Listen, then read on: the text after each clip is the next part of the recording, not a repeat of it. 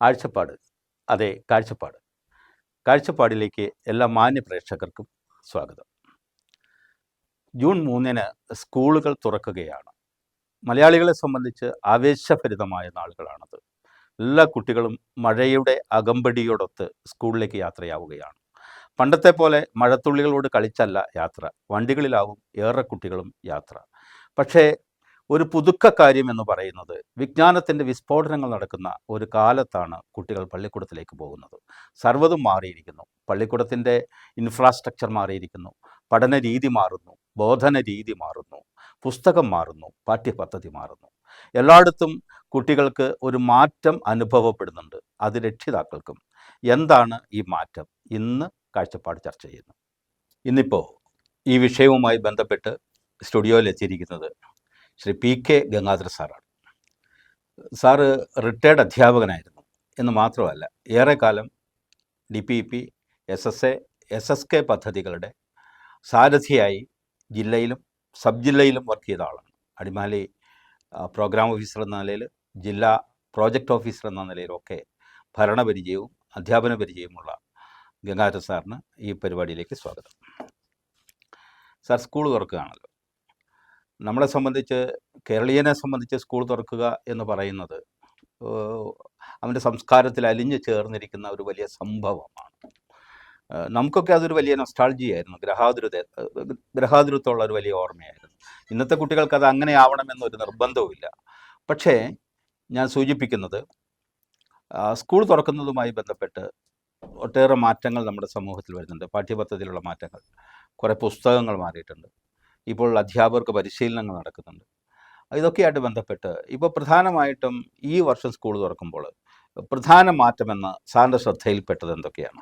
ഈ വർഷം നമ്മളെ സംബന്ധിച്ച് ശ്രദ്ധിക്കുമ്പോൾ നമ്മൾ മനസ്സിലാക്കുന്ന ഒരു കാര്യം, പാഠ്യപദ്ധതിയിൽ വന്നിട്ടുള്ള ഒരു പരിഷ്കരണമാണ്. അപ്പോൾ 2022 കൂടി തുടങ്ങുകയും അത് 2025 അതിൻ്റെ ഒരു പ്രധാനപ്പെട്ട ഒരു ഭാഗം പൂർത്തീകരിക്കുകയും ചെയ്യുന്ന ഒരു രീതിയിലാണ് പാഠ്യപദ്ധതി പരിഷ്കരണം ഇപ്പോൾ നടപ്പാക്കിക്കൊണ്ടിരിക്കുന്നത്. അപ്പോൾ അതിൻ്റെ ആദ്യഘട്ടം എന്ന നിലയിൽ ഈ വർഷം നമുക്ക് 3 ക്ലാസ്സുകളിലെ പാഠപുസ്തകങ്ങൾ മാറുകയാണ്. അപ്പം പൊതുവിദ്യാഭ്യാസ മേഖലയുമായി ബന്ധപ്പെട്ടാണെങ്കിലും അത് മറ്റ് വിദ്യാഭ്യാസ സ്ഥാപനങ്ങളെ സംബന്ധിച്ചാണെങ്കിലും ഈ ഒരു മാറ്റം അത് വളരെ പ്രധാനപ്പെട്ടതാണ്. അപ്പോൾ കഴിഞ്ഞ 2007 ശേഷം ഒരു സമഗ്രമായിട്ടുള്ള ഒരു പാഠ്യപദ്ധതി പരിഷ്കരണം നടപ്പാക്കിയ ഒരു കാലഘട്ടം കൂടിയാണിത്. 2023 അതിൻ്റെ പാഠ്യപദ്ധതി ചട്ടക്കൂട് പൂർത്തിയാവുകയും പ്രത്യേകിച്ച് കേരള കരിക്കുലം ഫ്രെയിംവർക്ക് KCF എന്നുള്ളതിൻ്റെ ഒരു നടപടി ക്രമങ്ങൾ, അതിൻ്റെ പ്രക്രിയകളെല്ലാം പൂർത്തീകരിച്ചുകൊണ്ട് പാഠപുസ്തകത്തിൻ്റെ നിർമ്മാണത്തിലേക്ക് വരികയും അങ്ങനെ പാഠപുസ്തകങ്ങൾ പുതിയ കെട്ടിലും മട്ടിലും അതിൻ്റെ ഉള്ളടക്കത്തിലുമെല്ലാം മാറ്റം വരുത്തിക്കൊണ്ട് അങ്ങനെ പുതിയ ഒരു പാഠപുസ്തകവും പാഠ്യപദ്ധതിയും നമുക്ക് അനുഭവവേദ്യമാകുന്ന ഒരു ഘട്ടമാണ്. സാധാരണ നിലയിൽ ഒരു 5 വർഷത്തിലൊരിക്കൽ, ഇപ്പോൾ DPP ഒക്കെ 1997 തുടങ്ങിയപ്പോൾ ഡിസ്ട്രിക്ട് പ്രൈമറി എഡ്യൂക്കേഷൻ പ്രോഗ്രാം, ജില്ലാ പ്രാഥമിക വിദ്യാഭ്യാസ പരിപാടി ആരംഭിക്കുമ്പോൾ ഒരു പാടെ മാറ്റമായിരുന്നു. പുസ്തകങ്ങളുണ്ടായ മാറ്റം, ബോധന പ്രക്രിയയിലെ മാറ്റം, പഠന സമ്പ്രദായത്തിലെ മാറ്റം ഒക്കെ മാറ്റമാണ്. ഒരു ആക്ടിവിറ്റി ഓറിയൻറ്റഡ് പെഡഗോജി ആയിരുന്നു. തന്നെയല്ല, ഒരു ഇൻവെസ്റ്റിഗേറ്റീവ് ലേണിംഗ് രീതി അല്ലെങ്കിൽ അന്വേഷണാത്മകമായ ഒരു പഠന സമ്പ്രദായം ഒക്കെ ആവിഷ്കരിച്ചൊരു സമയമായിരുന്നു. അതിൻ്റെ ഒരു പിന്തുടർച്ച തന്നെയാണല്ലോ ഇപ്പോഴും നടക്കുന്നത്. ഇപ്പോൾ ഞാൻ അറിയുന്നതനുസരിച്ചാണെങ്കിൽ 1, 3, 5, 7, 9 ക്ലാസ്സിലെ പാഠപുസ്തകങ്ങളാണ് മാറുന്നത്, അല്ലേ? അതെ. അങ്ങനെയാണെങ്കിൽ ബാക്കിയുള്ള അടുത്ത വർഷം മാറാനായിരിക്കും.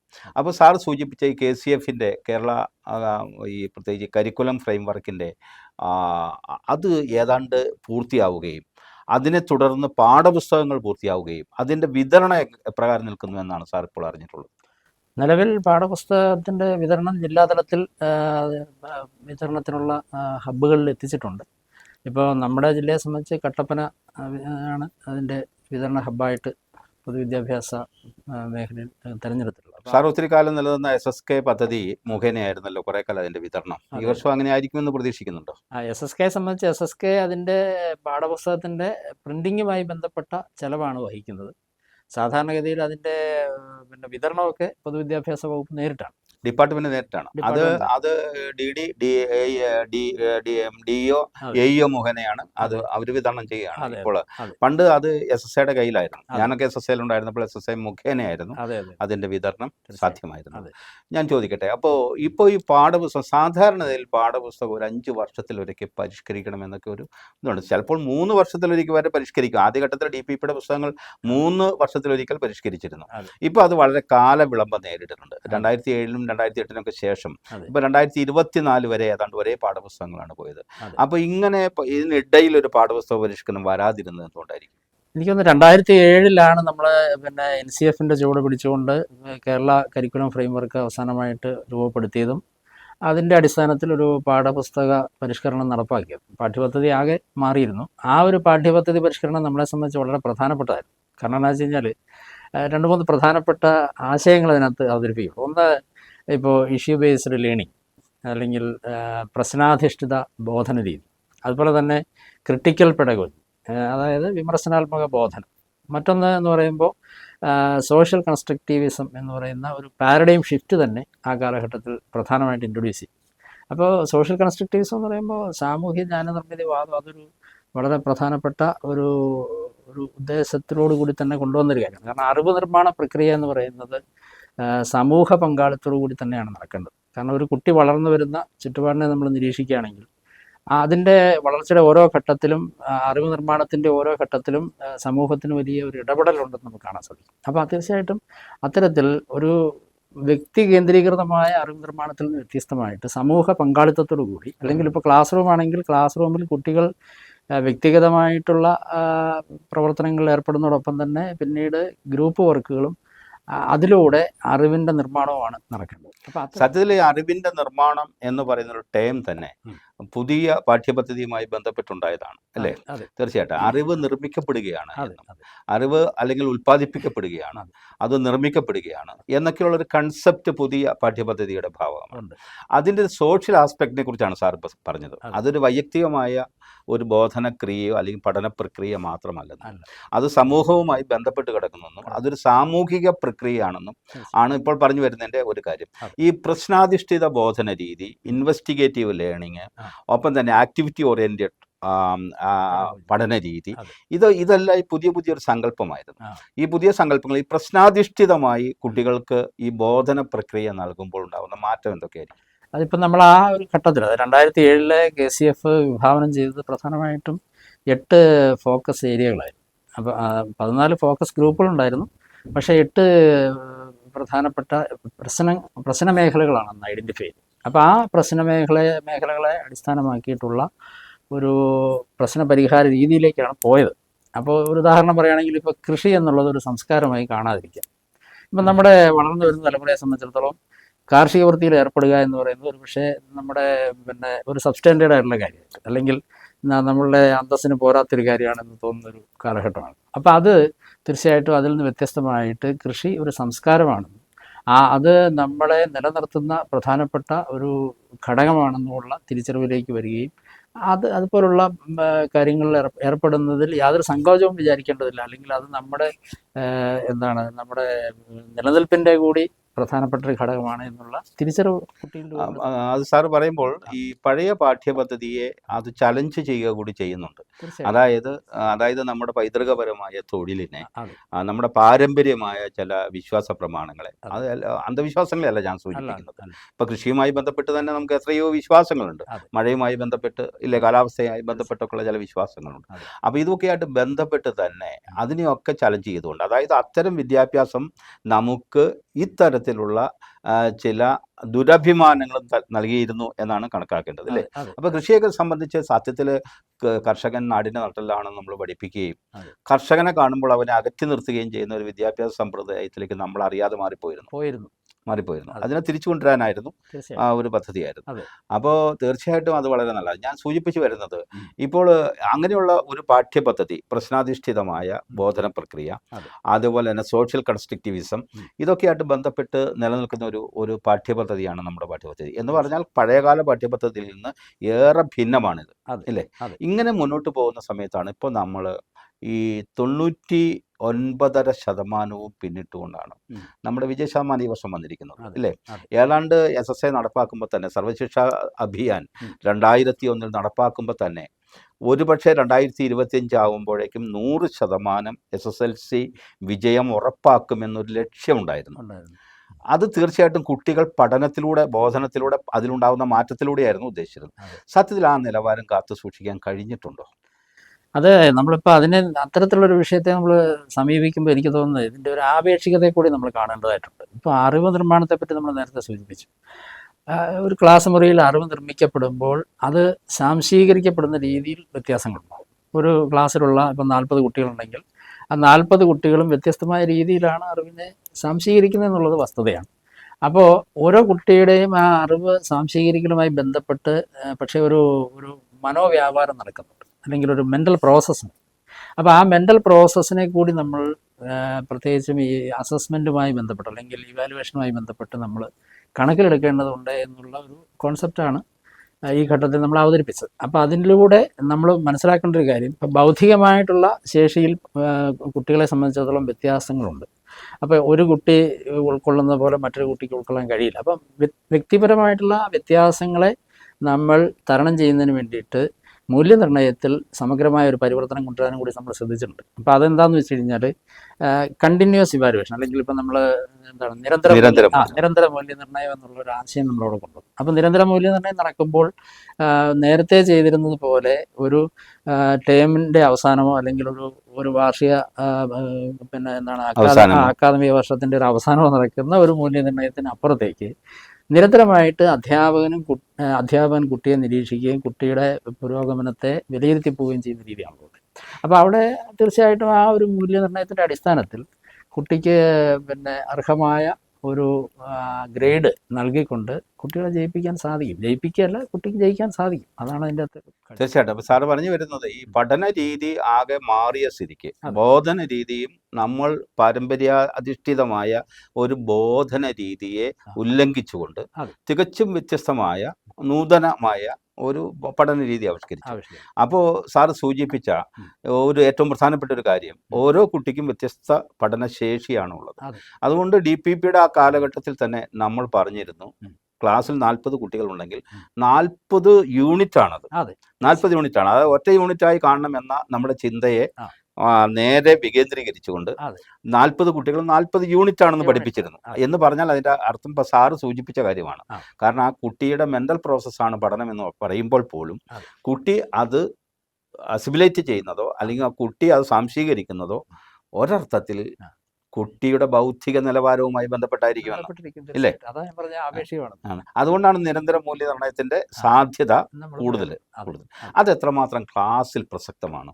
ക്ലാസ് റൂമിനെ സംബന്ധിച്ചിടത്തോളം ഞാൻ നേരത്തെ പറഞ്ഞ പോലെ ഈ പിന്നെ അതായത് സോഷ്യൽ കൺസ്ട്രക്റ്റിവിസത്തിൻ്റെ വിവിധ തലങ്ങളിലൂടെ അതിൻ്റെ ഘട്ടങ്ങളിലൂടെ കടന്നു പോവുകയാണെങ്കിൽ തീർച്ചയായിട്ടും ഏറ്റവും ഫലവത്തായ മൂല്യനിർണ്ണയ രീതിയായിരിക്കും. അപ്പോൾ അതിനെ സംബന്ധിച്ച് പക്ഷേ പലപ്പോഴും അധ്യാപകരെ സംബന്ധിച്ച് പലരും ചില കുറുക്കുവഴികൾ തേടുന്നു എന്നുള്ള ഒരു ആക്ഷേപം നിലനിൽക്കുന്നുണ്ട്. അപ്പോൾ അത് പരിഹരിക്കപ്പെടേണ്ടതായിട്ടുണ്ട്. അത് പരിഹരിക്കപ്പെട്ടാൽ തീർച്ചയായിട്ടും ഏറ്റവും കുറ്റമറ്റ രീതിയിലുള്ള മൂല്യനിർണ്ണയമാണ് നമുക്ക് ഈ ഫോർമേറ്റീവ് ഇവാലുവേഷൻ അല്ലെങ്കിൽ നമ്മളിപ്പോൾ ഉദ്ദേശിച്ച തരത്തിലുള്ള നിരന്തര മൂല്യനിർണ്ണയം നമുക്ക് പറയാൻ സാധിക്കും. അത് കുറുക്കുവഴികൾ അധ്യാപകർ തേടാതിരിക്കാൻ വേറെ ശ്രദ്ധിക്കേണ്ടതാണ്, അല്ലേ? വേറെ ശ്രദ്ധിക്കേണ്ടതാണ്, അക്കാര്യത്തിൽ സംശയമൊന്നുമില്ല. അപ്പോൾ കുട്ടികളെ പഠിപ്പിക്കുന്ന രീതിയിലും അല്ലെങ്കിൽ ആ ബോധന പ്രക്രിയയിൽ പോലും ചില കുറുക്കുവഴികൾ, അതായത് പഴയ കാലത്തേക്ക് തിരിച്ചു പോകുന്ന ചില കാര്യങ്ങൾ ഇവിടെ നടക്കുന്നുണ്ട്. സാർ, ഇപ്പോൾ നമുക്ക് ഇപ്പോൾ 10ാം ക്ലാസ്സിലെ പരീക്ഷയെ സംബന്ധിച്ച് നമ്മൾ സൂചിപ്പിച്ച് മറ്റ് ഇവാലുവേഷൻ, ഉദാഹരണത്തിന് LSS എന്ന് പറയുന്ന സംവിധാനത്തെക്കുറിച്ച് സാർ BRCയിലൊക്കെ ഇരിക്കുമ്പോൾ BRCയുടെ കീഴിൽ അത് നടത്തപ്പെട്ടിട്ടുണ്ടാവും. USS എന്ന് പറയുന്ന മറ്റൊരു സ്കോളർഷിപ്പ് പരീക്ഷ UP വിഭാഗത്തിൽ ആക്ച്വലി 500 രൂപയൊക്കെയാണ് ഇതിന് കൊടുക്കുന്നത്. രൂപ വിട്, കുട്ടി കിട്ടുന്ന അംഗീകാരം വലുതാണ് നമുക്ക് വിചാരിക്കാം. പക്ഷേ ആ അംഗീകാരം പോലും വേണ്ടത്ര തരത്തിൽ കുട്ടിക്ക് കിട്ടാത്ത രീതിയിൽ ഇപ്പം നമ്മുടെ പാരമ്പര്യമായ ഒരു പരീക്ഷാ സമ്പ്രദായമാണല്ലോ ഇപ്പം സാറ് സൂചിപ്പിച്ച യാതൊരു സോഷ്യൽ കൺസ്ട്രക്റ്റിവിസോ അല്ലെങ്കിൽ യാതൊരുവിധ മൂല്യനിർണ്ണയ അത്തരത്തിലുള്ള ആസ്പെക്റ്റുകളൊന്നുമില്ലാതെ ഉള്ള പഴയ രീതിയിലുള്ള ചോദ്യങ്ങളാണല്ലോ അവിടെ വരുന്നത്. അതിനകത്ത് നമ്മൾ ഓർക്കേണ്ട ഒരു കാര്യമുണ്ട്. ഇപ്പം നമ്മളിപ്പോൾ LSS പരീക്ഷ തന്നെ ഇപ്പം 4ാം ക്ലാസ്സിൽ പഠിച്ചുകൊണ്ടിരിക്കുന്ന ഒരു കുട്ടിക്ക് ആ വർഷം അവസാനമാണല്ലോ നമ്മൾ ആ പരീക്ഷ നടത്തുന്നത്. അപ്പോൾ ആ പരീക്ഷ നടക്കുമ്പോൾ ഈ കഴിഞ്ഞ 4 വർഷങ്ങളായിട്ട് ഈ കുട്ടി ആർജിച്ചിട്ടുള്ള, അല്ലെങ്കിൽ അതിന് മുമ്പ് ഒരുപക്ഷെ KG കാലയളവ് മുതൽ ഇങ്ങോട്ട് ആർജിച്ചിട്ടുള്ള ശേഷികളിൽ, പ്രത്യേകിച്ചും ഈ 4ാം ക്ലാസ്സിൽ കൂടുതലായിട്ട് ആർജിച്ചിട്ടുള്ള ശേഷികളാണ് അവിടെ ടെസ്റ്റ് ചെയ്യപ്പെടുന്നത്. അപ്പോൾ അവിടെ നമ്മൾ ഓർക്കേണ്ട ഒരു കാര്യമുണ്ട്, കുറേയെല്ലാം ഓർമ്മയുമായി ബന്ധപ്പെട്ടതാണെങ്കിലും കുറേ പ്രവർത്തനങ്ങളും അതിനകത്ത് വരുന്നുണ്ട്. ആ പ്രവർത്തനങ്ങളെ കൂടി അസസ് ചെയ്തുകൊണ്ടാണ് നമ്മൾ അതിൻ്റെ ഒരു മൂല്യനിർണ്ണയം നടത്തുന്നത്. അപ്പോൾ ആ നിലയ്ക്ക് നോക്കുമ്പോൾ തീർത്തും അങ്ങോട്ട് ഓർമ്മ പരിശോധന അല്ലത്, അല്ലാതെ തന്നെ അതിനകത്ത് പ്രവർത്തനാധിഷ്ഠിതമായിട്ടുള്ള ഒരു പ്രക്രിയ അതിനകത്ത് കടന്നു വരുന്നു. അത് വരുന്നുണ്ടെങ്കിൽ നല്ലത് തന്നെയാണ്. കാരണം ഈ തികച്ച ഓർമ്മ പരിശോധനയിൽ നിന്ന് ഓർമ്മയും പരിശോധിക്കപ്പെടേണ്ടതാണ്. കാരണം അതൊരു ടാലന്റ് ആണ്, അല്ലെന്നൊന്നും നമ്മൾ നിഷേധിച്ചിട്ട് കാര്യമില്ല. അപ്പോൾ ഓർമ്മ പരിശോധിക്കപ്പെടണം. ഒപ്പം തന്നെ അതൊരു ആക്ടിവിറ്റി ഓറിയന്റഡ് ആയി പോവുകയാണെങ്കിൽ അത് നല്ലതാണ്. ഇപ്പം നമ്മുടെ IAS പരീക്ഷകൾ അല്ലെങ്കിൽ നമ്മുടെ ഈ നീറ്റ് പരീക്ഷകൾ, ഇത്തരം പരീക്ഷകളിലൊക്കെ കൂടുതൽ ഇപ്പോഴും സംഭവിക്കുന്നത് ഓർമ്മ പരിശോധനയാണ്, അല്ലേ? അപ്പോൾ ആത്യന്തികമായിട്ട് അത്തരം നമ്മൾ വിചാരിക്കുന്ന ക്രിമിലെയർ കുട്ടികൾ പഠിക്കുന്നു അല്ലെങ്കിൽ പഠിച്ച് കയറിപ്പോകുന്നു എന്ന് നമ്മൾ വിചാരിക്കുന്ന പരീക്ഷാ സമ്പ്രദായം ഇപ്പോഴും മാറിയിട്ടില്ല സാർ. തീർച്ചയായിട്ടും. അപ്പോൾ അതിൻ്റെ ആ ഒരു രീതിയെ മാറ്റിയെടുക്കുക എന്നുള്ളതും കൂടിയാണ് ഈ പാഠ്യപദ്ധതി പരിഷ്കരണം ലക്ഷ്യം വയ്ക്കുന്നത്. അപ്പോൾ തീർച്ചയായിട്ടും ഇപ്പോൾ നമ്മൾ നടപ്പാക്കുന്ന, ഇപ്പോൾ ഏതായാലും 3, 5, 9 ക്ലാസ്സുകളിലാണല്ലോ പാഠപുസ്തകം ഇപ്പോൾ പുതുതായിട്ട് വരുന്നത്. അപ്പോൾ ആ പാഠപുസ്തകങ്ങൾ വരുമ്പോൾ സ്വാഭാവികമായിട്ടും അതിൻ്റെ ഒരു സമീപനത്തിലുണ്ടാകുന്ന മാറ്റം നമുക്ക് ശ്രദ്ധിക്കാൻ സാധിക്കും. അപ്പോൾ 3ാം ക്ലാസ്സിലെ പാഠപുസ്തകം മാറുമ്പോൾ സ്വാഭാവികമായിട്ട് അടുത്ത വർഷം 4ലേക്ക് അതിൻ്റെ മാറ്റം വരും. അപ്പോൾ അങ്ങനെ വരുമ്പോൾ ഈ മൂല്യനിർണ്ണയത്തിൻ്റെ രീതിയും അതുപോലെ ഇപ്പോൾ ഇതുപോലെ പറഞ്ഞ വ്യത്യസ്തങ്ങളായ പുതിയ പരീക്ഷാ സമ്പ്രദായവും കൂടുതൽ കാര്യക്ഷമമായിട്ട് നമുക്ക് നടപ്പാക്കാൻ സാധിക്കും. സാർ ഏറെക്കാലം ഹൈസ്കൂൾ അധ്യാപകനായിരുന്നു, പരീക്ഷയുമായി ബന്ധപ്പെട്ട ആളൊക്കെയാണ്. ഇപ്പോഴത്തെ ഈ പുതിയ വിജയ ശതമാനമൊക്കെ പരീക്ഷിക്കും പലരും പറയുന്നൊരു ആക്ഷേപമുണ്ട്. ആക്ഷേപം ശരിയാണോ എന്നറിയാനും കൂടിയാണ്. കാരണം ജനങ്ങൾക്ക് ഇത് ബോധ്യം. കാരണം ആസ് എ ഹൈസ്കൂൾ ടീച്ചർ എന്ന നിലയിൽ സാറിന് പറയാൻ കഴിയുന്ന ഒരു കാര്യം, ഈ സത്യത്തിൽ സ്വന്തം പേര് പോലും തെറ്റാതെ എഴുതുന്ന അല്ലെങ്കിൽ തെറ്റിച്ചെഴുതുന്ന കുട്ടി ഇപ്പോൾ പല വിഷയത്തിന് A ഗ്രേഡോടെ പാസ്സാകുന്നു എന്ന് പറയുന്നതിൽ വാസ്തവമുണ്ട്. അതിനിപ്പം നമ്മൾ ഈ കുട്ടികളിൽ തന്നെ ഇപ്പോൾ ഭിന്നശേഷി വിഭാഗത്തിൽപ്പെട്ട കുട്ടികളും ഉണ്ടെന്ന് നമ്മൾ മനസ്സിലാക്കും. അപ്പോൾ സ്പെഷ്യൽ ലേണിംഗ് ഡിസബിലിറ്റി, അതായത് integrated education for disabled children, അതെ, IEDC നമ്മൾ നടപ്പാക്കിക്കൊണ്ടിരിക്കുന്ന ഇൻക്ലൂസീവ് എഡ്യൂക്കേഷൻ, ഉൾച്ചേർന്ന വിദ്യാഭ്യാസം. അപ്പോൾ അവിടെ സ്വാഭാവികമായിട്ട് ഇത്തരത്തിൽ പാർശ്വവൽക്കരിക്കപ്പെട്ടിരുന്ന കുട്ടികളെ കൂടി നമ്മൾ ഉൾപ്പെടുത്തിയിട്ടുണ്ട്. അപ്പോൾ അവരെ സംബന്ധിച്ചിടത്തോളം അവരുടെ നേരത്തെ ഞാൻ സൂചിപ്പിച്ച പോലെ അവരുടെ ധാരണാശേഷി എന്ന് പറയുന്നത് ചിലപ്പോൾ വളരെ പിന്നിലായിരിക്കാം. പക്ഷേ അവർക്കും ഈ സമൂഹത്തിൽ ചില സാധ്യതകളുണ്ട് എന്നുള്ളത് നമ്മൾ തിരിച്ചറിയേണ്ടതായിട്ടുണ്ട്. ഇപ്പോൾ ഒരു ഉദാഹരണത്തിന് ബൗദ്ധികമായിട്ട് ഇപ്പോൾ ഒരു ആശയം ഉൾക്കൊണ്ടുകൊണ്ട് അതിനെ അതുപോലെ റീപ്രൊഡ്യൂസ് ചെയ്തുകൊണ്ട് ഒരു പരീക്ഷ എഴുതാൻ കഴിവില്ലാത്ത കുട്ടിയാണെങ്കിൽ പോലും കലാരംഗത്ത് ചിലപ്പോൾ മികവുണ്ടായിരിക്കാം. അപ്പോൾ അങ്ങനെ പല മേഖലകളിൽ അത്തരം കുട്ടികൾക്ക് കഴിവുകളുള്ളതായിട്ട് നമ്മൾ തിരിച്ചറിയുക. അതുകൊണ്ടാണ് അവരെ ഭിന്നശേഷി എന്ന് തന്നെ പറയുന്നത്. അപ്പോൾ അത്തരം കുട്ടികൾ ഒരു പക്ഷേ സാർ പറഞ്ഞ പോലെ പേരെഴുതുന്നതിനോ അല്ലെങ്കിൽ അവരുടെ ഇതിലൊക്കെ കുറവുകൾ വന്നാൽ പോലും അവരുടെ ആ മറ്റുള്ള ശേഷികളെ നമ്മൾ കണക്കിലെടുത്തുകൊണ്ടാണ് തീർച്ചയായിട്ടും അവർക്ക് ഈ ഒരു അംഗീകാരം കൊടുക്കുന്നത്. അപ്പോൾ ആ സ്ക്രൈബിനെ വെച്ച് പരീക്ഷ എഴുതുന്ന കുട്ടികളുണ്ട്. അപ്പോൾ അത്തരം കുട്ടികൾക്കും ഈ പറഞ്ഞ രീതിയിലുള്ള ഒരു അക്കാദമികമായിട്ടുള്ള ഒരു എക്സലൻസ് ഇല്ലെങ്കിൽ പോലും അവർക്ക് മറ്റ് മേഖലകളിലെ അവരുടെ ആ ഒരു ശേഷികളെ കണക്കിലെടുത്തുകൊണ്ട് അവർക്കും പരിഗണന കൊടുക്കണമെന്നുള്ളത് തന്നെയാണ്. തീർച്ചയായിട്ടും. അപ്പോൾ അങ്ങനെയാണ്, അവിടെയാണ് ഈ മൾട്ടിപ്പിൾ ഇന്റലിജൻസിന്റെ പ്രത്യേകത, അല്ലേ? ബഹുമുഖ ബൗദ്ധികത എന്ന് പറയുന്ന വിദ്യാഭ്യാസ സിദ്ധാന്തത്തിന്റെ ഏറ്റവും വലിയ സാധ്യത അവിടെയാണ്. അപ്പോൾ കുട്ടി പേര് തെറ്റിച്ചെഴുതി എന്നുള്ളത് കൊണ്ട് ഒരു കുട്ടിയുടെയും ശേഷി പിന്നോട്ട് പോകുന്നില്ല. ആ കുട്ടി ഒരുപക്ഷെ അതിപ്പോൾ ലേണിംഗ് ഡിസബിലിറ്റിയുടെ ഒരു ഭാഗമായി മാറേക്കാം, ഇല്ലേ? ഒരു കുട്ടി ഒരുപക്ഷെ ഒരു പ്രത്യേക അക്ഷരം എഴുതാൻ കഴിയാതെ വരുന്നു, അല്ലെങ്കിൽ ഏതെങ്കിലും ഒരു സംഖ്യകൾ തമ്മിൽ കൂട്ടുമ്പോൾ തെറ്റുന്നു. ഇതൊക്കെ ഒരുപക്ഷെ ലേണിംഗ് ഡിസബിലിറ്റിയുടെ ഭാഗമായി വന്നേക്കാം. അതൊക്കെ തെളിയിക്കപ്പെട്ടിട്ടുള്ള കാര്യമാണ്. അപ്പോൾ അതൊക്കെ പലപ്പോഴും മൾട്ടിപ്പിൾ ഇന്റലിജൻസുമായി ബന്ധപ്പെട്ട ചില കുട്ടികൾ കണക്കിന് വളരെ പിന്നിലായിരിക്കും, ചില കുട്ടികൾ ലാംഗ്വേജിന് വളരെ മുന്നിലായിരിക്കും, ഇല്ലേ? അപ്പോൾ അതൊക്കെ ഈ ലിംഗ്വിസ്റ്റിക് ഇന്റലിജൻസ് അല്ലെങ്കിൽ ലോജിക്കൽ മാത്തമാറ്റിക്കൽ ഇന്റലിജൻസ് ഇങ്ങനെയുള്ള ചില ഭിന്ന ശേഷികളുമായിട്ട് ബന്ധപ്പെട്ടതായിരിക്കും. തീർച്ചയായിട്ടും ആ കാര്യത്തിൽ സംശയമില്ല. പറഞ്ഞപ്പോഴാണ് പെട്ടെന്ന് ഓർമ്മ വന്നിരിക്കുന്നത്. അതായത് നമ്മുടെ ശാസ്ത്രലോകത്തെ മഹാപ്രതിഭകൾ എന്നറിയപ്പെടുന്ന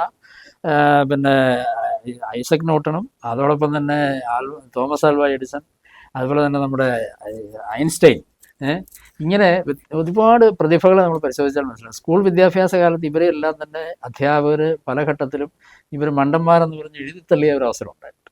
അതുപോലെ ഇപ്പോൾ നമ്മുടെ ഇന്ത്യയിലെ ഗണിതശാസ്ത്രജ്ഞന്മാരിൽ തന്നെ ഏറ്റവും ശ്രദ്ധിക്കപ്പെടുന്ന ആളാണല്ലോ രാമാനുജൻ. അപ്പം രാമാനുജനെ പറ്റി പറയുന്ന ഒരു കാര്യമുണ്ട്, അദ്ദേഹം ഭാഷാ പഠനത്തിൽ വളരെ പിന്നാക്കായിരുന്നു. സാർ പറഞ്ഞ പോലെ നോക്കുകയാണെങ്കിൽ അദ്ദേഹം ഒരു കാരണവശാലും ഒരു മഹാനായി തീരത്തില്ല. പക്ഷേ അദ്ദേഹം 33 വയസ്സിനുള്ളിൽ ആർജിച്ചെടുത്ത ഒരു പ്രശസ്തി എന്ന് പറഞ്ഞ ഒരു ഗണിതശാസ്ത്രജ്ഞൻ എന്ന നിലയിൽ ഈ നമ്മുടെ രാജ്യത്ത് മാത്രമല്ല, നമ്മുടെ രാജ്യത്തിന് വെളിയിലേക്ക്, അതായത് യൂറോപ്പിലെത്തി GH ഹാഡി എന്ന് പറയുന്ന ഒരു മഹാനായ ഗണിതശാസ്ത്രജ്ഞൻ്റെ കീഴിൽ അദ്ദേഹത്തിന് ശിക്ഷണം കിട്ടുകയും അദ്ദേഹം വലിയ പ്രതിഭയായി തീരുകയും ചെയ്ത ഒരു ചരിത്രവും നമുക്ക് കാണാൻ സാധിക്കും. ഒട്ടേറെ ഉദാഹരണങ്ങൾ സാർ ഈ പറഞ്ഞ രീതിയിൽ നമുക്ക് ഉദാഹരിക്കുന്നത്. അതിലെ ലോകത്തെ ഏറ്റവും മികച്ച ഉദാഹരണം തോമസ് ആൽവ എഡിസന്റേതാണ് സാർ ഇപ്പോൾ സൂചിപ്പിച്ചത്. തോമസ് ആൽവ എഡിസൺ എത്രയോ വട്ടം നമ്മളെപ്പോലുള്ള അധ്യാപകർ അല്ലെങ്കിൽ ഹെഡ് മാസ്റ്റർമാർ സ്കൂളിൽ നിന്ന് ഇറക്കി വിട്ടതാണ്, ഇല്ലേ? എത്രയോ വട്ടം ഇറക്കി വിട്ടതാണ്. അപ്പോൾ അദ്ദേഹത്തിന്റെ അമ്മയാണ് അദ്ദേഹത്തെ ആ രീതിയിലേക്ക് തിരിച്ചു കൊണ്ടുവരാൻ. 1000-ലധികം കണ്ടുപിടുത്തങ്ങളായിരുന്നു, 1-2 കണ്ടുപിടുത്തങ്ങളല്ല, 1000-ലധികം കണ്ടുപിടുത്തങ്ങളായിരുന്നു ആ മഹാപ്രതിഭയുടെ മസ്തിഷ്കത്തിൽ നിന്നും ലോകത്തിൽ ലഭിച്ചത്. ഞാൻ സൂചിപ്പിച്ചു, തീർച്ചയായിട്ടും ഇതൊക്കെ നമ്മൾ അധ്യാപകർ, നമ്മുടെ രക്ഷിതാക്കൾ അറിഞ്ഞിരിക്കേണ്ടതാണ്, ഇല്ലേ? രക്ഷിതാക്കൾ, കുട്ടികൾ എന്ന് പറയുന്നത് ഒരു ഒഴിഞ്ഞ പാത്രമോ അല്ലെങ്കിൽ ക്ലീൻ സ്ലേറ്റോ അല്ല. കുട്ടികൾ എന്ന് പറയുന്നത് കുറച്ച് അറിവുള്ളവർ തന്നെയാണ്. അവരുടെ ഏത് മേഖലയിലാണ് അവരുടെ അറിവ്, കഴിവ് എന്നൊക്കെ അധ്യാപകർ തിരിച്ചറിയാതെ പോകുന്നതാണ് പലപ്പോഴും പ്രശ്നം. അപ്പോൾ അതിനെ ഫോക്കസ് ചെയ്തുകൊണ്ടാണ് നമ്മുടെ അധ്യാപക പരിശീലനങ്ങൾ നടക്കുന്നത്. അതെ, തീർച്ചയായിട്ടും അതാണ് നമ്മൾ ലക്ഷ്യം വെക്കുന്നത്. അപ്പോൾ അതുകൊണ്ടാണ് നമ്മൾ വ്യത്യസ്ത വിഭാഗങ്ങളിൽപ്പെട്ട അധ്യാപകർക്ക് ഇത്തരത്തിൽ ഈ പരിശീലന പരിപാടിയിൽ പങ്കെടുക്കാനുള്ള അവസരം ഉണ്ടാക്കിയിരിക്കുന്നത്. അതിനകത്ത് ഇപ്പോൾ SLD നമ്മൾ നേരത്തെ പറഞ്ഞ ഈ സ്പെഷ്യലിസ്റ്റ് അധ്യാപകർ, അതുപോലെ തന്നെ കായിക അധ്യാപകർ, ഇവർക്കെല്ലാം തന്നെ ഈ പരിശീലന പരിപാടിയുമായി ബന്ധപ്പെടാനും അവരുടെ മേഖലകളിൽ പ്രതിഭകളായിട്ടുള്ള ആൾക്കാർ എങ്ങനെയാണ് മറ്റു മേഖലയിൽ പിന്തള്ളപ്പെട്ടിരിക്കുന്നത് എന്നുള്ളത് തിരിച്ചറിഞ്ഞ് മറ്റുള്ളവരെ സഹായിക്കാനും സാധിക്കും എന്നുള്ളതാണ്. സാർ എത്ര വർഷത്തോളം ഈ ഡെപ്യൂട്ടേഷനിലുണ്ടായിരുന്നു? ഞാൻ 7 വർഷം സമഗ്ര ശിക്ഷയുടെ ഭാഗമായി പ്രവർത്തിച്ച ആളാണ്. അപ്പോൾ അതിൽ നിന്ന് ഞാൻ ഈ ഒത്തിരി ഇത്തരത്തിലുള്ള വ്യത്യസ്തങ്ങളായിട്ടുള്ള അനുഭവങ്ങൾ നമുക്ക് കാണാൻ സാധിക്കും. 10 വർഷത്തിലധികം അത്തരം രംഗത്ത് എക്സ്പീരിയൻസ് ഉള്ള ഒരാളാണ് ഞാൻ. 97 തൊട്ട് അനുഭവമുള്ള ഒരാളാണ്. സ്റ്റേറ്റ് റിസോഴ്സ് പേഴ്സൺ ആയിട്ടിരുന്നത്, പാഠപുസ്തക കമ്മിറ്റി അംഗമായിട്ടിരുന്നിട്ടുണ്ട്, എല്ലാം ഉണ്ട്. അപ്പോൾ അത്തരം എക്സ്പീരിയൻസും എക്സ്പ്രോഷറും കിട്ടിയിട്ടുള്ള ഒരാളാണ് ഞാൻ. അപ്പം ഞാൻ പറഞ്ഞു വരുന്നത്, ഈ അനുഭവത്തിൽ നിന്ന് സാറിന് ഇപ്പോൾ തോന്നുന്നുണ്ടോ ഈ അടുത്ത കാലത്ത് ഏറ്റവും ലേറ്റസ്റ്റ്, നമ്മൾ ഒത്തിരി കാലം ഇതിൻ്റെ DPP തൊട്ട് ഇതിൻ്റെ സാരഥ്യം വഹിച്ച TP കലാധരൻ എന്ന് പറയുന്ന സാർ ഒരു പോസ്റ്റ് ഇട്ടിട്ടുണ്ട് അടുത്ത കാലത്ത്. അത് അധ്യാപക പരിശീലകർ സംബന്ധിച്ചാണ്. അവരെയാണ് അത് അഡ്രസ്സ് ചെയ്യുന്നത് കൂടുതൽ. കാരണം അധ്യാപക പരിശീലകർ വേണ്ടത്ര എഫിഷ്യൻ്റ് അല്ല. അവർ അധ്യാപകരുടെ മുന്നിൽ നിൽക്കാൻ യോഗ്യതയുള്ള, വിദ്യാഭ്യാസപരമായ യോഗ്യതയെ അല്ല ഞാൻ സൂചിപ്പിക്കുന്നത്. ഇത് എഡ്യൂക്കേഷൻ ക്വാളിഫിക്കേഷൻ്റെ പ്രശ്നമല്ല, നേരെ മറിച്ച് അവർ പറയുന്ന കാര്യങ്ങൾ അധ്യാപകരിലേക്ക് എത്തിക്കാനുള്ള കമ്മ്യൂണിക്കേറ്റീവ് സ്കില്ല് ഇല്ലാത്തവരാണ് എന്ന് സാറിൻ്റെ അനുഭവത്തിൽ നിന്ന് സാറിന് തോന്നുന്നുണ്ടോ? ചിലപ്പോഴെങ്കിലും എനിക്കും തോന്നിയിട്ടുണ്ട്. അതെന്നാ വെച്ച് കഴിഞ്ഞാൽ മറ്റൊന്നും കൊണ്ടല്ല. ഇപ്പം നമ്മളിപ്പോൾ ഒരു പ്രത്യേക ആശയത്തെ നമ്മുടെ മുമ്പിലിരിക്കുന്ന ഒരാളിലേക്ക് എത്തിക്കണമെങ്കിൽ തീർച്ചയായിട്ടും അതിന് നല്ലൊരു ഹോംവർക്ക് ആവശ്യമുണ്ട്. അപ്പോൾ അത്തരത്തിൽ ഒരു ലക്ഷ്യബോധത്തോടു കൂടി കഠിനാധ്വാനം ചെയ്ത് ആ വിഷയത്തെ അവതരിപ്പിക്കാൻ കഴിയുന്ന അധ്യാപകർ ധാരാളമുണ്ട്. പക്ഷേ ചിലരെങ്കിലും അക്കാര്യത്തിൽ അല്പം ആലസ്യം കാണിക്കുന്നു എന്നുള്ളത് നമ്മളെ ചിന്തിപ്പിച്ചിട്ടുണ്ട്. മാത്രമല്ല അതിൻ്റെ പേരിൽ മൊത്തം സിസ്റ്റം വഴികേക്കേണ്ടി വരുന്ന സാഹചര്യമാണ് ഉണ്ടാകുക. സാറിനെ പോലെ വളരെ എക്സ്പീരിയൻസ്ഡ് ആയ ഒരു അധ്യാപകനെ, അല്ലെങ്കിൽ അതുപോലെ ഇപ്പോൾ TP പോലെ ഞാൻ സൂചിപ്പിച്ച ഒട്ടേറെ അബ്ബാസ് അലിയ സാറിനെ പോലെയൊക്കെ ഒട്ടേറെ ആളുകൾ ഇതിനകത്തുണ്ട്. പക്ഷേ ഇവർ റിട്ടയർഡ് ആയതിനു ശേഷം അവരെ അങ്ങോട്ട് നിങ്ങളെപ്പോലുള്ള വലിയ ആളുകളുടെ ഈ അനുഭവങ്ങളെ വീണ്ടും ഈ ആളുകൾക്ക് ഇട്ടുകൊടുക്കാൻ വേണ്ടി ഉപയോഗപ്പെടുത്തുന്നില്ല. അതെന്തുകൊണ്ടായിരിക്കും? അത് കലാധര സാറിനെയൊക്കെ പോലുള്ളവർ തീർച്ചയായിട്ടും സമൂഹത്തിന് വലിയ മുതൽക്കൂട്ടാണ്. കാരണം അദ്ദേഹത്തിൻ്റെ പ്രതിഭ പ്രത്യേകിച്ച് മികച്ച അധ്യാപകനാണ്.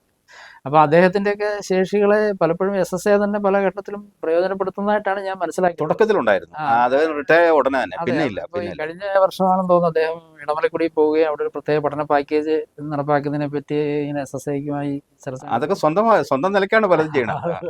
പിന്നെ അദ്ദേഹം ശാസ്ത്ര സാഹിത്യ പരിഷത്തിന്റെ സംസ്ഥാന നിർവാഹക സമിതി അംഗം കൂടിയൊക്കെയാണ്.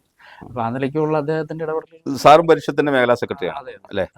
ഈ പരിഷത്തിന് ഈ പാഠ്യപദ്ധതി പരിഷ്കരണത്തിനുള്ള സമീപനം എങ്ങനെയാണ്? പരിഷത്തിനെ സംബന്ധിച്ചിടത്തോളം നമ്മൾ ഉദ്ദേശിക്കുന്നത് ഇത്രയേ ഉള്ളൂ, ഈ പാർശ്വവൽകൃത സമൂഹത്തെ ഇല്ലാതാക്കി തീർക്കുക എന്നുള്ളതാണ് നമ്മുടെ പ്രധാന ലക്ഷ്യം. അതോടൊപ്പം തന്നെ ഏറ്റവും നമ്മൾ പിന്നിൽ നിൽക്കുന്നതെന്ന് കരുതുന്ന ആൾക്കാരിലേക്കും അറിവിൻ്റെ വെളിച്ചം എത്തിക്കണമെങ്കിൽ അതിനാവശ്യമായിട്ടുള്ള ഒരു ആവിഷ്കാര രീതി രൂപപ്പെടുത്തിയെടുക്കുകയും അതിലൂടെ മുഴുവൻ കുട്ടികൾക്കും അറിവിൻ്റെ വെളിച്ചം കൊടുക്കുകയും അങ്ങനെ നമ്മുടെ സമൂഹത്തെ ഒരു സമതുലിതമായിട്ടുള്ള അല്ലെങ്കിൽ സന്തുലിതമായിട്ടുള്ള ഒരു സമൂഹമാക്കി മാറ്റുക എന്നുള്ള ലക്ഷ്യം തന്നെയാണ് ഉള്ളത്. അപ്പോൾ അടുത്ത വർഷം ഈ പരീക്ഷാ രീതിയിൽ ഒക്കെ ചിലപ്പോൾ കുട്ടികളെ മുഴുവൻ കുട്ടികളെയും 8ൽ 9ൽ ഒക്കെ ജയിപ്പിക്കുന്ന ഒരു സംവിധാനത്തിലേക്ക് ഇല്ല. ഓൾ പ്രൊമോഷൻ എന്ന് പറയുന്ന ഒരു സംവിധാനം പുനഃപരിശോധിക്കും എന്ന് വിദ്യാഭ്യാസ മന്ത്രി പറയുന്നത് കേട്ടു. അത് സത്യത്തിൽ സാധ്യമാവൂ? അത് സാധ്യമാകുമെന്ന് ചോദിച്ചു കഴിഞ്ഞാൽ ഇപ്പം നമുക്ക് പുതിയ ദേശീയ പാഠ്യപദ്ധതി വന്നിട്ടുണ്ടല്ലോ. അപ്പോൾ ആ പുതിയ ദേശീയ പാഠ്യപദ്ധതിക്ക് മുമ്പായിട്ട് നമ്മുടെ ദേശീയ വിദ്യാഭ്യാസ നയവും രൂപപ്പെടും. NEP 2020 ജൂലൈ 29-നാണത് പാർലമെൻറ്റ് പാസ്സാക്കിയത്. അപ്പോൾ അതിനകത്ത് പുതിയ ചില സമീപനങ്ങളുണ്ട്. National education policy. അപ്പോൾ ആ ഒരു ദേശീയ വിദ്യാഭ്യാസ നയത്തിൻ്റെ അടിസ്ഥാനത്തിൽ പുതിയ പല ശുപാർശകളും വന്നിട്ടുണ്ട്. ദേശീയ വിദ്യാഭ്യാസ പദ്ധതി തന്നെ 1986-ലാണ് ആദ്യമായി ഇന്ത്യയിൽ ഉണ്ടാകുന്നത്, അല്ലേ? അതെ, അതിനുശേഷമാണ് പിന്നെ അതിന്റെ വളർച്ച വരുന്നത്. അപ്പം എന്തായാലും ശരി, ഈ ഒരു ഇതിന്റെ അടിസ്ഥാനത്തിൽ പുതിയ ചില സമീപനങ്ങൾ രൂപപ്പെട്ട് വരുന്നുണ്ടെന്നാണ് ഞാൻ മനസ്സിലാക്കുന്നത്. ഇപ്പോൾ പരാഗ് പോലുള്ള ചില പ്രത്യേക സ്കീമുകളിലൂടെ പിന്നെ ഇത്തരത്തിൽ അസസ്മെന്റുകൾ നടത്താനും. അപ്പോൾ ഈ 1 മുതൽ 5 വരെയുള്ള ഒരു പ്രശ്നം വരുന്നുണ്ടല്ലോ. ദേശീയ വിദ്യാഭ്യാസ പദ്ധതി NCERT മുന്നോട്ട് വയ്ക്കുന്ന വലിയൊരു കാര്യം LP എന്ന് പറയുന്നത് 1 മുതൽ 5 വരെയാണെന്നും, ഇല്ലേ? UP എന്ന് പറയുന്നത് 5, 6, 7 6, 7, 8 ആണെന്നും, അല്ലേ? ആ രീതിയിലേക്ക് വരും. ആ രീതിയിലേക്ക് നമുക്ക് മാറ്റം വരുത്താനാവില്ലല്ലോ. ഇപ്പം നമ്മുടെ സംസ്ഥാനത്തെ സംബന്ധിച്ച് നമ്മൾ അതിൽ നിന്ന് വ്യത്യസ്തമായ ഒരു സമീപനം എടുത്തിട്ടുള്ളത്. നമ്മളെ സംബന്ധിച്ച് 8ാം ക്ലാസ് എന്ന് പറയുന്നത് സെക്കൻഡറിയുടെ ഭാഗമായിട്ടാണ് ഇപ്പോഴും കാണുന്നത്. അതോടൊപ്പം 5ാം ക്ലാസ് എന്ന് പറയുന്നത് UP അല്ലെങ്കിൽ അപ്പർ പ്രൈമറി എന്ന തലത്തിലാണ്. ഇപ്പോൾ ദേശീയ വിദ്യാഭ്യാസ നയം ഇപ്പോൾ പറയുന്നത് എന്താണെന്ന് വെച്ച് കഴിഞ്ഞാൽ ആദ്യത്തെ 5 വർഷങ്ങൾ, അതായത് 3 വയസ്സ് മുതൽ 2ാം ക്ലാസ് വരെയുള്ള 3 വയസ്സിൽ കുട്ടി ബാലവാടിക 1, നമ്മൾ -2 എന്ന് വിളിക്കുന്നു. അതെ, ബാലവാടിക 1. അത് കഴിഞ്ഞിട്ട് 4 വയസ്സിൽ കുട്ടി ബാലവാടിക 2. അത് കഴിഞ്ഞ് 5 വയസ്സാകുമ്പോഴേക്കും ബാലവാടിക 3. അവിടുന്ന് 6 വയസ്സ് പൂർത്തിയാകുമ്പോൾ 1ാം ക്ലാസ്സിലേക്ക് എത്തുന്നു.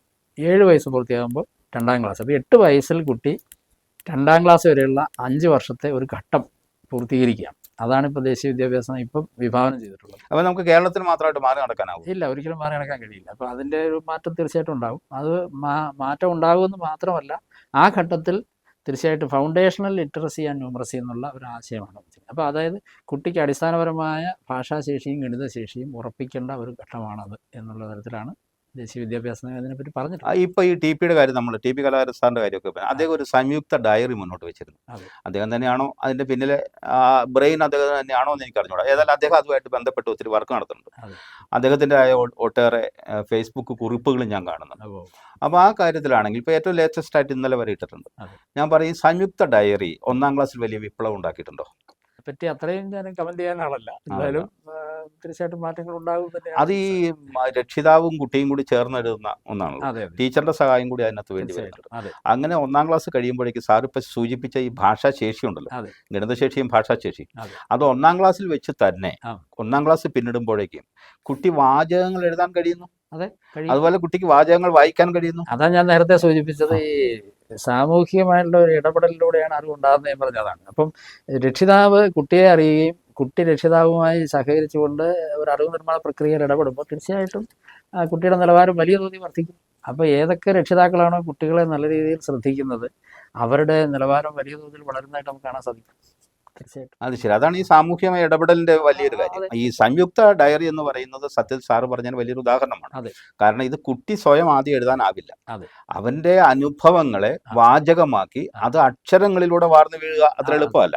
അത് പിന്നീട് അവൻ അതിന്റെ അനുഭവങ്ങൾ കൊടുക്കുകയും ആ അനുഭവങ്ങൾ അവനെ എഴുതാൻ പ്രേരിപ്പിക്കുകയും അങ്ങ് അതൊരു പക്ഷേ എഴുത്ത് മാത്രമല്ലല്ലോ, വരയായിട്ടും, ഇല്ലേ? കുട്ടിയുടെ അനുഭവം, ഇപ്പൊ കുട്ടിക്ക് ടീച്ചറെ ഒന്ന് വരയ്ക്കണമെന്ന് തോന്നിയാൽ ടീച്ചറിന്റെ പേരെഴുതുന്നതിന് പകരം ടീച്ചറെ വരയ്ക്കുന്നു കുട്ടി, ഇല്ലേ? ഒരുപക്ഷെ കുട്ടിക്ക് ആനയെന്ന് എഴുതാൻ കഴിഞ്ഞില്ലെങ്കിലും ആനയെന്ന് ചിലപ്പോൾ വരയ്ക്കാൻ കഴിഞ്ഞു. ആനയെ വരയ്ക്കാൻ കഴിഞ്ഞത് അപ്പൊ അതിലൂടെ അവന് ഒരു ആശയവിനിമയം നടത്താൻ കഴിയും. തന്നെയല്ല, ആനയുടെ നിറം എന്താണെന്ന് മനസ്സിലാക്കിക്കൊണ്ട് ആ ഒരു പെയിന്റ് ആനയ്ക്ക് കൊടുക്കാനാവും. തീർച്ചയായും, ഇല്ല, ആ ഒരു കളർ കൊടുക്കാനാവും. ഇപ്പൊ പൂ വരയ്ക്കുന്ന വീടിന്റെ മുറ്റത്തോ നിൽക്കുന്ന ഒരു ചെടിയിലെ പൂവ്, ഒരു റോസ പൂവ്, അതിന്റെ നിറം എന്തോ ആവട്ടെ, ആ നിറം അവന് കൊടുക്കാൻ കഴിയുമെങ്കിൽ തീർച്ചയായിട്ടും കുട്ടി അതും ഒരു വലിയ പഠന പ്രവർത്തനമാണല്ലോ, ഇല്ലേ? ഉറപ്പായിട്ടും പഠന പ്രവർത്തനം. അതിലൂടെയാണല്ലോ കുട്ടി അടുത്ത വികാസഘട്ടത്തിലേക്ക് കടക്കുന്നത്. അപ്പൊ ഇതൊക്കെ തിരിച്ചറിയേണ്ട ഒരു ഘട്ടത്തിലാണ് രക്ഷിതാക്കളും ഉള്ളത്. അപ്പൊ രക്ഷിതാക്കൾ ഇത് തിരിച്ചറിഞ്ഞുകൊണ്ട് കുട്ടിയെ സഹായിച്ചാൽ കുട്ടിയുടെ പഠനം എളുപ്പമാവുമെന്നാണ്, ഇല്ലേ? തീർച്ചയായിട്ടും വളരെ എളുപ്പമാവുന്ന. ഞാൻ വേറൊരു കാര്യം സാറിനോട്, സംശയമില്ല. അപ്പോഴും നമ്മളൊരു കാര്യമുണ്ട്, കുട്ടിയുടെ ഭൗതിക ശേഷി എല്ലാ കുട്ടിക്കും ഒരുപോലെ അല്ലല്ലോ. അത് ഒരുപോലെ ഒരിക്കലും ആക്കാനും ആവില്ല, കഴിയില്ല. അതെ. അത് ഇൻബോൺ ആയിട്ടുള്ള ഒരു സാധനമാണ്, അതെ ഇല്ലേ? അതെ. അതിനെ നമുക്ക് ബൂസ്റ്റ് ചെയ്യാം എന്നതിനപ്പുറത്തേക്ക് ഒന്നും ചെയ്യാൻ കഴിയില്ല. വേറെ ഒന്നും ചെയ്യാനാവില്ല. ഇപ്പം നമ്മൾ അത് പറയുമ്പോഴാണ് ഇപ്പോൾ താര സെമീൻ പറഞ്ഞ ഹിന്ദി സിനിമയുണ്ടല്ലോ അമീർ ഖാന്റെ, ഉവ്വ. ആ സിനിമയ്ക്കകത്ത് പിന്നെ ഇത്തരത്തിൽ വളരെ പിന്നെ മോശമായ ഒരു ബൗദ്ധിക നിലവാരമുള്ള കുട്ടിയെന്ന് എഴുതി തള്ളിയ ഒരു കുട്ടിയെ അവനിലുള്ള ആ ചിത്രകല വൈഭവത്തെ വളർത്തിക്കൊണ്ടുവരുന്ന ആ അധ്യാപകൻ അങ്ങനെ ആ കുട്ടിയെ അതിലൂടെ ലോക ശ്രദ്ധയിലേക്ക് എന്ന് പറഞ്ഞ രീതിയിലേക്ക് വളർത്തിക്കൊണ്ടിരുന്ന ഒരു അനുഭവമാണ് അത് കാണിക്കുന്നത്. അപ്പം ആ ചിത്രം വളരെ നമ്മളെ സ്വാധീനിച്ചൊരു ചിത്രം. സാറ് പറയുമ്പോൾ ബിൽ ഗേറ്റ്സിന്റെ ആ വാക്യം വളരെ പ്രധാനപ്പെട്ടതാണ്. അതെ. എല്ലാ മോട്ടിവേറ്റേഴ്സും ഇല്ലേ, ആ. എല്ലാ മോട്ടിവേറ്റർ ട്രെയിനർമാർ ഉപയോഗിക്കുന്ന ഒരു വാചകം ഉണ്ടല്ലോ, ബിൽ ഗേറ്റ്സിന്റെ ഒരു വാചകം ഉണ്ടല്ലോ. എൻ്റെ കൂടെ പഠിച്ച എൻ്റെ സുഹൃത്ത് പഠിക്കാൻ വളരെ മിടുക്കനായിരുന്നു. അവൻ ക്ലാസ്സിൽ ഒന്നാമനായിരുന്നു. അവന് ഒരു മൾട്ടിനാഷണൽ കമ്പനിയിൽ ജോലി കിട്ടി. വളരെ ഉയർന്ന ശമ്പളമാണ്. വളരെ ഉയർന്ന ശമ്പളത്തിലാണ് അവൻ ജോലി ചെയ്യുന്നത്. എൻ്റെ സുഹൃത്ത് പഠിക്കാൻ വളരെ മിടുക്കനായിരുന്നു. ഞാൻ പഠിക്കാൻ വളരെ മോശമായിരുന്നു. ഞാൻ പഠിക്കാൻ ക്ലാസ്സിൽ വളരെ മോശമായിരുന്നു. അവൻ ഉയർന്ന നിലയിൽ ശമ്പളം വാങ്ങുന്നു എന്ന് പറഞ്ഞിട്ട് അദ്ദേഹം പറയുന്നു, ഞാൻ ഇന്ന് ആ കമ്പനിയുടെ ഉടമസ്ഥനാണ്. അവൻ എൻ്റെ കമ്പനിയിലെ മാനേജറാണ്. അപ്പം ഞാൻ ആ കമ്പനിയുടെ ഉടമസ്ഥനാണ്. അപ്പോൾ പഠിക്കാൻ മോശമായി എന്നുള്ളത് കൊണ്ട് ഒരാൾ മോശമാകുന്നില്ല എന്നുള്ളതാണ്. ഇതൊക്കെ കുട്ടികൾക്ക് മോട്ടിവേറ്റ് ചെയ്യാൻ പറ്റുന്ന ഒട്ടേറെ അങ്ങനെ എത്രയോ കാര്യങ്ങളുണ്ട് നമ്മുടെ മുന്നിൽ. ഞാൻ മറ്റൊരു കാര്യം സാറിനോട് ചോദിക്കട്ടെ. ഇപ്പോൾ നമുക്ക് ഇംഗ്ലീഷ് ഭാഷയ്ക്ക് വലിയ പ്രാധാന്യം കൊടുക്കുന്ന ഒരു വിദ്യാഭ്യാസം നമ്മൾ ആദ്യം 4ാം ക്ലാസ് കഴിഞ്ഞ് മതിയെന്നും ആ 4ാം ക്ലാസ്സിന് ശേഷമാണ് മറ്റൊരു ഭാഷ പഠിക്കേണ്ടതുള്ളൂ. മിണ്ടി തുടങ്ങുവാൻ വെമ്പുന്ന അല്ലെങ്കിൽ ശ്രമിക്കുന്ന പിഞ്ചിളം ചുണ്ടിന്മേൽ അമ്മിഞ്ഞ പാലോടൊപ്പം അമ്മയെന്നുള്ള 2 അക്ഷരമല്ലയോ സമ്മേളിച്ച്, അങ്ങനെയൊക്കെ നമ്മൾ പറഞ്ഞിരുന്നു. അങ്ങനെയൊക്കെ പറയുകയും മലയാള ഭാഷയ്ക്ക് വലിയ പ്രാധാന്യം കൊടുക്കുകയും ചെയ്തു. നമ്മൾ സ്വപ്നം കാണുന്ന ഭാഷയാണ് മാതൃഭാഷ എന്ന് നമ്മൾ പറയുകയും ഒക്കെ പറഞ്ഞ് നമ്മൾ ചിന്തിക്കുന്ന ഭാഷയാണ് മലയാള ഭാഷ അല്ലെങ്കിൽ മാതൃഭാഷ എന്നൊക്കെ നമ്മൾ പറഞ്ഞ് പഠിപ്പിച്ചു. പക്ഷേ ഇപ്പോൾ 1ാം ക്ലാസ് മുതലേ ഇംഗ്ലീഷ് പഠിപ്പിക്കുന്നതിലേക്ക് നമ്മുടെ പാഠ്യപദ്ധതി മാറി നടക്കുന്നുണ്ടല്ലോ, അതെന്തുകൊണ്ടായിരിക്കും? അത് 1ാം ക്ലാസ് മുതലൊന്നല്ല, നമ്മളിപ്പോൾ KG തലം മുതൽ തന്നെ കൂട്ടിയാൽ മതി. കാരണം ആ തരത്തിലേക്ക് KG മുതൽ തന്നെ ആ തരത്തിലേക്ക് വരുന്നുണ്ട്. അത് എന്തുകൊണ്ടാണെന്ന് എനിക്ക് തോന്നുന്നത്, നമ്മുടെ ഇപ്പോൾ ഈ പലപ്പോഴും നമ്മുടെ ആവശ്യങ്ങൾക്കനുസരിച്ചാണല്ലോ വിദ്യാഭ്യാസ പ്രക്രിയ മാറുന്നത്. ഇപ്പോൾ ആവശ്യങ്ങൾ എന്ന് പറയുമ്പം ഇപ്പോൾ ഒരു പ്രവണത എന്ന് പറഞ്ഞു കഴിഞ്ഞാൽ നമ്മുടെ സംസ്ഥാനത്തോ അല്ലെങ്കിൽ നമ്മുടെ രാജ്യത്തോ അവസരങ്ങൾ പോരാ എന്ന് കരുതുന്ന ഒരു പുതിയ തലമുറയെ നമുക്ക് കാണാൻ സാധിക്കും. അപ്പോൾ പുതിയ അവസരങ്ങൾ നേടി വിദേശത്തേക്ക് പോകാൻ അവർ ആഗ്രഹിക്കുന്നു. അപ്പോൾ അങ്ങനെ പോകുന്ന ഘട്ടത്തിൽ അവർക്ക് കുറച്ചുകൂടെ സഹായകമാകുന്നത് വിദേശ ഭാഷകളാണ്. പ്രത്യേകിച്ചും ലോക ഭാഷയായിട്ടുള്ള ഇംഗ്ലീഷ് അവരെ കൂടുതൽ സഹായിക്കുമെന്നുള്ള ഒരു കണക്ക് കൂട്ടൽ അത് നമ്മുടെ പൊതുസമൂഹത്തിൽ ആകെ രൂഢമൂലമായിട്ടുണ്ട്. അപ്പോൾ അതിൻ്റെ അടിസ്ഥാനത്തിൽ തീർച്ചയായിട്ടും ചെറിയ ക്ലാസ്സിൽ എത്ര നേരത്തെ കുട്ടിയെ ഇംഗ്ലീഷും കൂടി പഠിപ്പിക്കാമോ അത്രയും നല്ലത് എന്നുള്ള ഒരു കാഴ്ചപ്പാട്. കുട്ടിയുടെ ബ്രെയിൻ സാറിൻ്റെ അനുഭവത്തിൽ ഇതര ഭാഷകൾ പഠിക്കുന്നതിന് പര്യാപ്തമാണോ? അതായത് ഇപ്പോൾ ഏത് ഭാഷയും കുട്ടിക്ക് പഠിക്കാൻ സാധിക്കും. അതിനകത്ത് ഇപ്പം നമുക്കറിയാം ഒരു 6 വയസ്സൊക്കെ ആകുമ്പോഴേക്കും കുട്ടിയെ സംബന്ധിച്ചൊരു 90% ബ്രെയിൻ ഡെവലപ്മെൻറ്റ് പൂർത്തിയാകുന്നൊരു ഘട്ടമാണ്. അപ്പോൾ ഈ 6 വയസ്സിന് മുമ്പ് ഈ കുട്ടിക്ക് ഇത്തരത്തിലുള്ള ഭാഷാശേഷികൾ നമ്മൾ അവനിലേക്ക് എത്തിക്കുകയാണെങ്കിൽ തീർച്ചയായിട്ടും അവനത് അക്വയർ ചെയ്യാൻ തുടങ്ങിക്കഴിഞ്ഞാൽ അതിലൂടെ മുന്നോട്ട് പോകാൻ സാധിക്കും. അപ്പോൾ അതുകൊണ്ട് തന്നെ ഈ ഒരു രീതി ഒരിക്കലും തെറ്റാണ്. 4-5 ഭാഷകൾ സംസാരിക്കുന്ന ഒരു ക്യാമ്പിലേക്ക് നമ്മുടെ ഒരു കുട്ടി, മലയാളം മാത്രം അറിയുന്ന ഒരു കുട്ടി ചെല്ലുകയാണെങ്കിൽ ഒരു 2 മാസം കൊണ്ട് ആ കുട്ടി 3-4 ഭാഷകൾ പഠിക്കും, ഇല്ലേ? തീർച്ചയായിട്ടും പഠിക്കും. അത് ആ ഇൻട്രാക്ഷൻ കൊണ്ട് സംഭവിക്കുന്നതാണ്. എന്ന് മാത്രമല്ല, മുതിർന്ന ആളാണെങ്കിൽ അത്ര വേഗത്തിൽ പഠിക്കില്ല. ഇത് കുട്ടിയാവുമ്പോൾ ഈ 3-4 ഭാഷകൾ വളരെ പെട്ടെന്ന് പഠിച്ച് അവൻ പുറത്തു വരും, ഇല്ല, അവന് സംസാരിക്കാൻ കഴിയുന്ന ഒരു അവസ്ഥയാണ്. അപ്പോൾ കുട്ടിക്ക് പഠിക്കാൻ കഴിയുമെന്ന് തന്നെയാണ് അതിൻ്റെ അവസ്ഥ. അപ്പോൾ നമ്മൾ ആദ്യ കാലങ്ങളിൽ മാതൃഭാഷയ്ക്ക് വലിയ പ്രാധാന്യം കൊടുക്കുകയും, മാതൃഭാഷയ്ക്ക് പ്രാധാന്യം വേണം, വേണ്ടെന്ന് ഞാൻ പറയുന്നില്ല, പ്രാധാന്യം കൊടുക്കുകയും മറ്റു ഭാഷകളെ കഴിയുന്നത്ര അകറ്റി നിർത്തുകയും ചെയ്തിരുന്നു. പക്ഷേ ഇപ്പോൾ അതല്ല. ലോകത്തിൻ്റെ ഒരു ആവശ്യം അല്ലെങ്കിൽ കുട്ടിയുടെ ആവശ്യവുമായി ബന്ധപ്പെട്ടും ഒക്കെ ആയിട്ട് ക്ലാസിക് ഭാഷ എന്ന നിലയിലൊക്കെ നമ്മൾ ഇംഗ്ലീഷിന് പ്രാധാന്യം കൊടുത്തിട്ടുണ്ട്. പക്ഷേ വേറൊരു പ്രശ്നമുണ്ടല്ലോ സാർ, ഇപ്പോൾ നമ്മൾ ഈ നിർമ്മിത ബുദ്ധിയുടെ കാലമാണ്. നിർമ്മിത ബുദ്ധിയുടെ കാലത്ത് ഇനി ഭാഷയ്ക്കൊന്നും വലിയ പ്രാധാന്യം ഇല്ലെന്നാണ് വരുന്നത്. അതായത് ഇപ്പം നമുക്ക് ഒരു കാര്യം ഇംഗ്ലീഷിൽ വേണം എന്ന് ആവശ്യപ്പെട്ടാൽ സാറിൻ്റെ കയ്യിൽ ഈ യന്ത്രം ഉണ്ടല്ലോ, ഒരു കുഞ്ഞൻ യന്ത്രം, നമ്മൾ മലയാളത്തിൽ എഴുതിയിട്ട് അതിലൊന്ന് ഞെക്കിയാൽ അത് ഏത് ഇംഗ്ലീഷിലേക്ക് വരുന്നു. ഇപ്പം ഞാൻ സാറിന് ഫോൺ ചെയ്യുമ്പോൾ സാറ് എൻ്റെ ഭാഷയിലായിരിക്കില്ല സാർ അത് കേൾക്കുന്നത്. അതെ. സാറിന്റെ ഇഷ്ടമുള്ള ഭാഷയെ സാറിന് കേൾക്കാം. ആ തരത്തിലേക്ക് നമ്മുടെ പിന്നെ സാങ്കേതിക വിദ്യ മാറുന്നു. ആ എന്തൊരു വലിയ അത്ഭുതമാണ് അതെ, അല്ലേ? തീർച്ചയായും. അപ്പൊ ഞാൻ ഒരുപക്ഷെ എനിക്ക് മലയാളം അറിയില്ലാത്ത ഒരാളോട് സംസാരിക്കാം, അതെ, ഇല്ലേ? തീർച്ചയായിട്ടും മലയാളത്തിൽ സംസാരിക്കാം. കഴിയും. അയാളുടെ ഭാഷ ഏതാണോ ആ ഭാഷയിൽ അയാൾ അത് കേൾക്കുന്നു. കേൾക്കും. ആ ഒരു തരത്തിലേക്ക് കാര്യങ്ങൾ ഡെവലപ്പ് ചെയ്യാണ്. അപ്പൊ അത്രയും അപ്പൊ ഇനിയുള്ള കാലത്ത് ഭാഷയ്ക്ക് വലിയ പ്രാധാന്യം ഇല്ലെന്ന് വരികയാണ്, അതെ, ഇല്ലേ? ഒരു കണക്കിന് നോക്കിയാൽ അങ്ങനെയാണ്. അത് ടെക്നോളജിയുടെ അഡ്വാൻസ്മെന്റ് അത്രമാത്രം ഉണ്ട്. അത് അത്രമാത്രം അഡ്വാൻസ്ഡ് ആയ ഒരു അതെ. ടെക്നോളജി കാലത്തിലൂടെയാണ് നമ്മൾ മുന്നോട്ട് പോകുന്നത്. മുന്നോട്ട് പോകും. അങ്ങനെ മുന്നോട്ട് പോകുന്ന കാലഘട്ടത്തിൽ ഈ പറയുന്ന ഭാഷകൾക്കൊന്നും ഇനി വലിയ പ്രാധാന്യം ഇല്ലാത്ത അതെ, ഒരു ഘട്ടത്തിലേക്ക് വരികയാണ്. പരിമിതികൾക്ക് അപ്പുറത്തേക്ക് പോകാൻ കഴിയും നമുക്ക്. അതാണ് അതിനകത്ത് വലിയൊരു കാര്യം. അപ്പൊ ഞാൻ ഈ പാഠ്യപദ്ധതി ഞാൻ പരിഷ്കരിക്കുന്ന പാഠ്യപദ്ധതിയാണ്. നമ്മളിപ്പോൾ അവസാനിപ്പിക്കുകയാണ് സാർ. അതെ, ഇപ്പൊ നമ്മുടെ ഏറ്റവും പ്രധാനപ്പെട്ട ഒരു കാര്യം എന്ന് പറയുന്നത് ഈ വർഷം പരിഷ്കരിച്ച പാഠ്യപദ്ധതിയാണ്. അതെ. ഒട്ടേറെ ചർച്ചകൾ അതിന്റെ പിന്നിൽ നടന്നിട്ടുണ്ട്. കാരണം ഞാൻ ഈ പാഠപുസ്തക കമ്മിറ്റി അംഗമായിരുന്നുകൊണ്ട് എനിക്ക് അതിനെക്കുറിച്ച് അറിയാം. ഇപ്പം നിലവിലുണ്ടായിരുന്ന പാഠപുസ്തകത്തിൽ എൻ്റെ പേരുണ്ടല്ലോ. ശരി. ഞാൻ പറഞ്ഞു വരുന്നത് തീർച്ചയായിട്ടും ഇതിന്റെ പിന്നിൽ നടക്കുന്ന ചർച്ചകൾ നിസ്സാരമല്ല, അല്ല. വലിയ ചർച്ചകളാണ്, അതെ. വലിയ ചർച്ചകളാണ് നടക്കുന്നത്. അത് മനസ്സിലാക്കി. വളരെ സന്തോഷമുണ്ട് സാറേ, അധ്യാപക പരിശീലനം നടക്കുന്ന ഈ കാലത്തും ഈ സമയത്തും. ഒപ്പം തന്നെ ഇനി ഒരു 10-12 ദിവസങ്ങൾ കഴിയുമ്പോൾ, അല്ലെങ്കിൽ 10-15 ദിവസങ്ങൾ കഴിയുമ്പോൾ സ്കൂളുകൾ തുറക്കപ്പെടുകയാണ്. അതെ. അത് മഴ നേരത്തെ എത്തുന്നുണ്ട്. അതെ. മഴ കഴിഞ്ഞ വർഷത്തിൽ നിന്ന് വ്യത്യസ്തമായി നേരത്തെ എത്തുന്നു എന്നാണ് നമ്മൾ അറിയുന്നത്. ഏതായാലും ഇക്കാലത്ത് മഴ അകമ്പടി ഉണ്ടാകും കുട്ടികൾക്ക്. അതെ. കുട്ടികളുടെ ക്ലാസ് മുറികൾ മാറിയിട്ടുണ്ട്. ക്ലാസ് മുറികളൊക്കെ ഇപ്പോൾ പുതിയ സംവിധാനത്തിലാണ്. എന്താണ് സ്മാർട്ട് ക്ലാസ് മുറികൾ സ്മാർട്ട് എന്നാണ് ക്ലാസ് അതിനൊക്കെ മുറികൾ. പറയുക. അങ്ങനെ മാറുന്നുണ്ട്. അതെ. ഇൻഫ്ര മാറിയിട്ടുണ്ട്, അതെ. പഠന രീതി മാറിയിട്ടുണ്ട്, പുസ്തകം മാറിയിട്ടുണ്ട്, അതെ. മൊത്തത്തിൽ പരിശീലനം മാറിയിട്ടുണ്ട്. അതെ. എല്ലാം കൂടി മാറിയ ഒരു അന്തരീക്ഷത്തിൽ കുട്ടികൾ കൂടുതൽ ഉത്തരവാദിത്വത്തോടെ ഉത്സാഹത്തോടെ പഠിക്കുമെന്ന് നമുക്ക് വിചാരിക്കാം. അതെ. വളരെ നന്ദിയുണ്ട് സാർ. വളരെ നന്ദി. നീ പോയി പഠിച്ചു വരുമ്പോഴേക്കും നിങ്ങൾ അന്യോന്യം മറന്നിരിക്കും എന്ന എടശ്ശേരിയുടെ ഒരു കവിതയുണ്ട്. കൊച്ചുകുട്ടിയോട് ഒരു രക്ഷിതാവ് പറയുന്നതാണ്. പള്ളിക്കൂടത്തിലേക്ക് ചേർക്കാൻ പോകുമ്പോൾ കുട്ടിയോട് രക്ഷിതാവ് പറയുന്നു, ദാ നിന്നെയും കാത്ത് പതിവ് പോലെ വന്നിരിപ്പുണ്ട് ഇളംകിളികൾ, പ്രേഷ്ഠരവരോട് യാത്ര ചൊല്ലുക, പേച്ചറിയുന്നവർ നിങ്ങൾ തമ്മിൽ. നീ പോയി പഠിച്ചു വരുമ്പോഴേക്കും നിങ്ങൾ അന്യോന്യം മറന്നിരിക്കും. ഇതാണ് നമ്മുടെ മൂല്യച്യുതിയുടെ വല്ലാത്തൊരു വരച്ചിടൽ. ഈ മൂല്യച്യുതി പഠനം കഴിയുമ്പോൾ കുട്ടികൾക്കുണ്ടാകുന്നത് എന്തുകൊണ്ടാണ്? അതും നമ്മൾ ചർച്ച ചെയ്യേണ്ടതാണ്. നന്ദി, നമസ്കാരം.